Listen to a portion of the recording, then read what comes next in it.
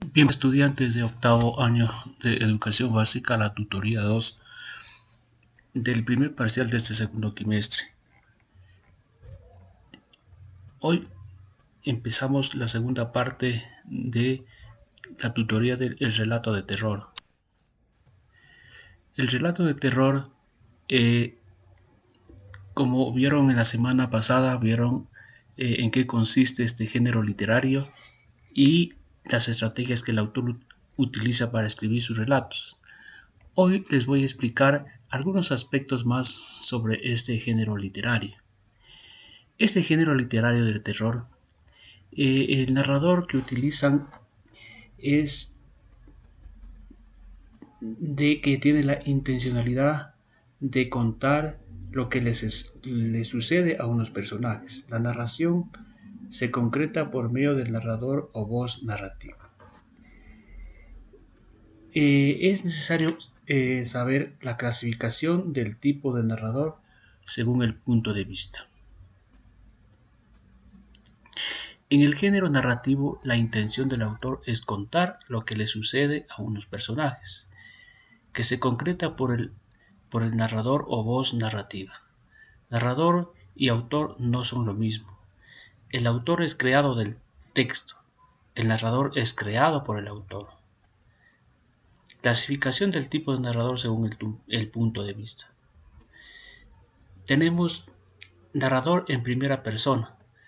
Hay dos tipos de narradores, que es el protagonista, el que cuenta su propia historia, y el testigo que cuenta la historia de otros. El narrador en segunda persona se la utiliza muy poco por la dificultad narrativa.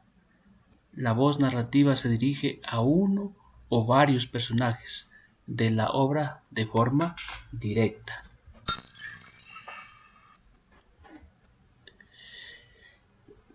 Tenemos narrador omnisciente.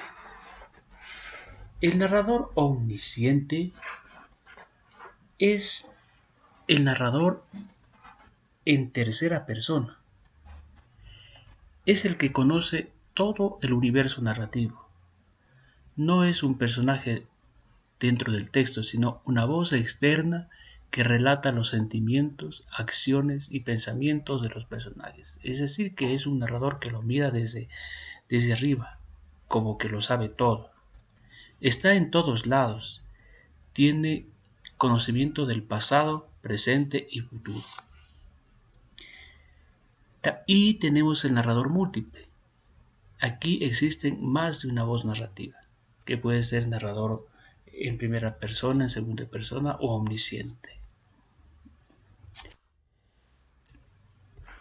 Bien, en los cuentos de terror,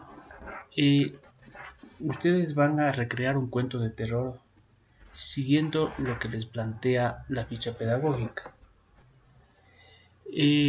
Un cuento de terror ustedes pueden improvisar siguiendo algunos aspectos para recrear este cuento.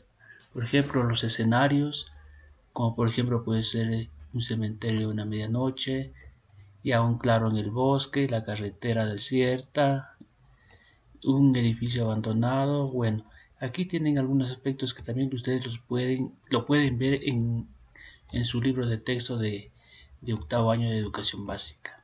¿Sí? Aquí, como les estoy indicando en la diapositiva, está en su libro de texto para que lo puedan visualizar de una mejor manera. Bien, luego de haberles explicado sobre algunos aspectos del género de terror, van a desarrollar la ficha y aquí ustedes van a leer la segunda parte de el cuento del gato negro, que está en las páginas 138 y 141. Luego van a escribir en su hoja las acciones, pero de orden cronológico, en que aparecen en el cuento, cómo empieza y en qué termina, ¿ya? Luego ustedes van a reflexionar y comentar qué sentimientos les produjo este relato, si les asustó, les sorprendió la lectura y por qué. Luego van a realizar las actividades 21 y 22 de la página 142.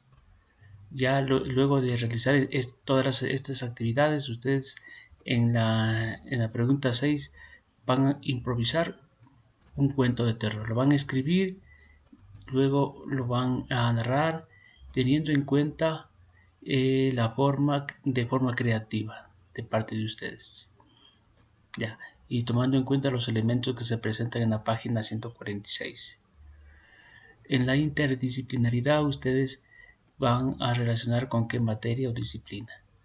Y en la última pregunta, en la situación en que se encuentra por la pandemia, ¿cómo demostrarías su respeto ante situaciones de terror?